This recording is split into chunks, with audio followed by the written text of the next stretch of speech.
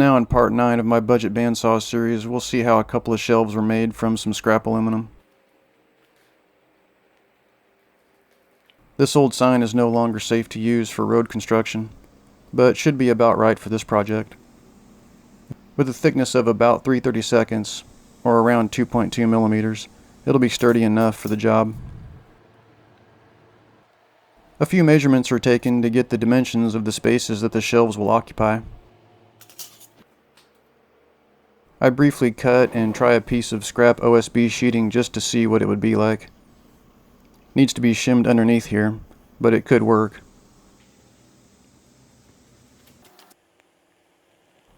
Not bad, but I prefer the aluminum. The shelves are marked and then cut to size using a jigsaw. The width of the top shelf came out to 6.5 inches.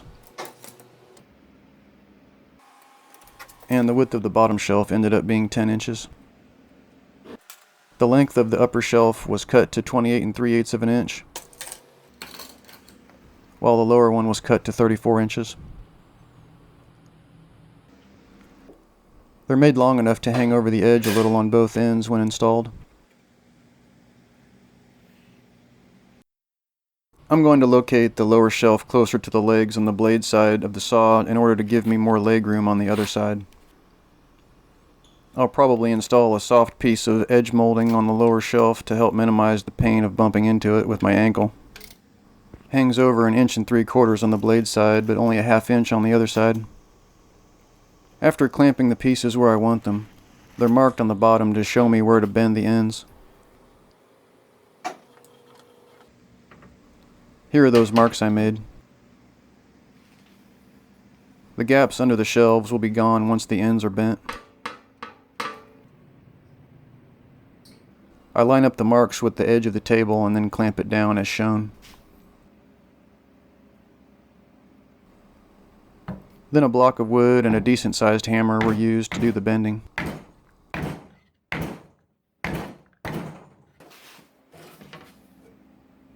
The other end is done the same way, but with less angle on the bend.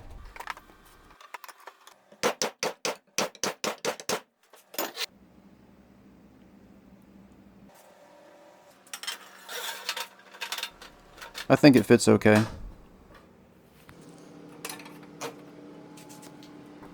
The aluminum plates can now rest on the frame of the stand without the large gap. So far I like them.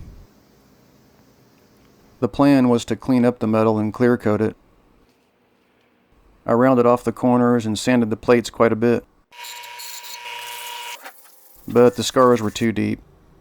Not quite good enough for clear coat. Paint will take care of it though. I clean the surfaces and prepare for painting. Aluminum was the color I chose because hopefully when the paint gets scratched and chipped in the future, this color will make it harder to see those issues, since it's the same color as the base metal.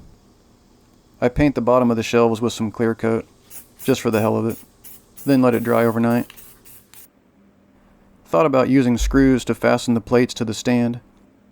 I assumed that would work fine.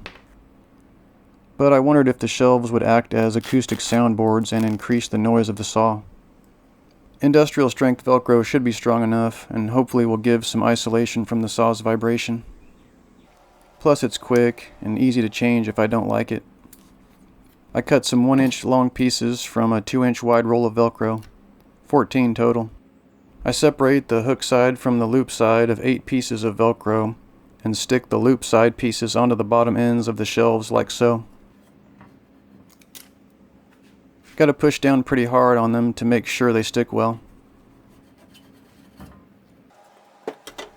Alcohol and a rag were all that were needed to clean off the stand in places where the Velcro will be adhered.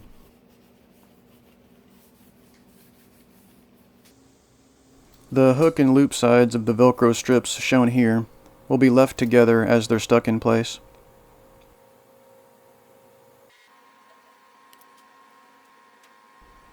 The hook sides of the 8 Velcro pieces that were installed on the bottom of the shelves are stuck onto the ends of the stand here.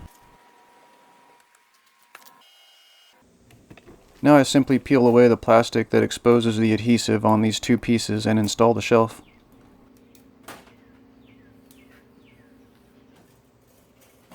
It's a little tricky. Not too bad though. Once it's in place, I press down hard to stick those two pieces of Velcro to the bottom of the aluminum plate. Looks good to me. I like that the tape measure clips onto it nicely. The lower shelf is done basically the same way. If the adhesive on the Velcro fails or gets dusty, some industrial contact cement can be used. I would probably just use a high-strength spray adhesive.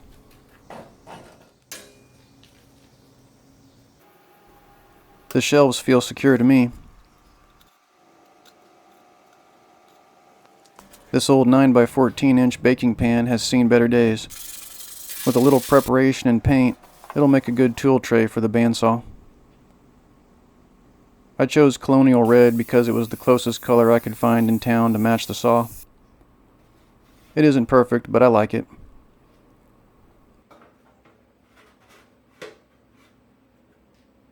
Kinda hard to access from this side,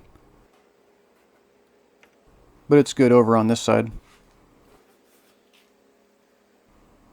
These 4 little 1-inch Velcro squares will hold the tray in place on the upper shelf.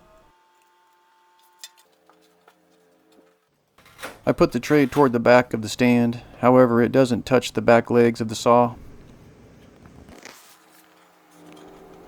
Cool, now I have a place to put this thing.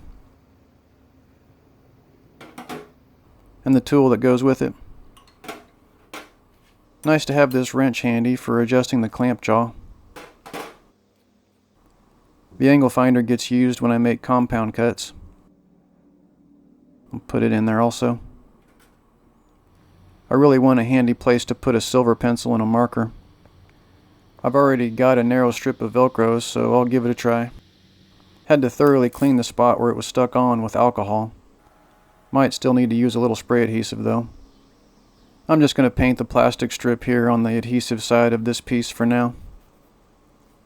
But it'll probably be replaced with some red or black tape later on. This paint says it bonds to plastic. We'll see. I know it's kind of cheesy, but it should work fine.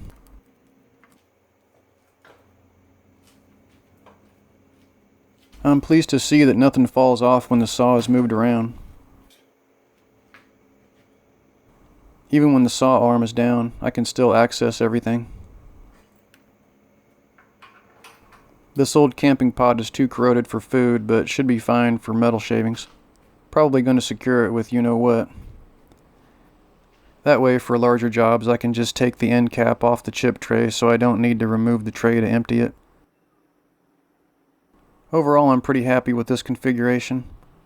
Metal shavings will occasionally fall into the tool tray, but that's okay. It's nice to have a little more storage space in the shop. With this project now finished, I can move on to replacing the bolt that clamps the miter block in position. The factory bolt failed, so it was replaced with a 2-inch long 5/16 grade 5 bolt. But I think it needs a larger bolt. Looks like I'll need to do some drilling and maybe a bit of filing in order to accomplish that mod. Shouldn't be too hard. In part 10 of my budget bandsaw series, we'll see how that modification turns out. Thanks for watching.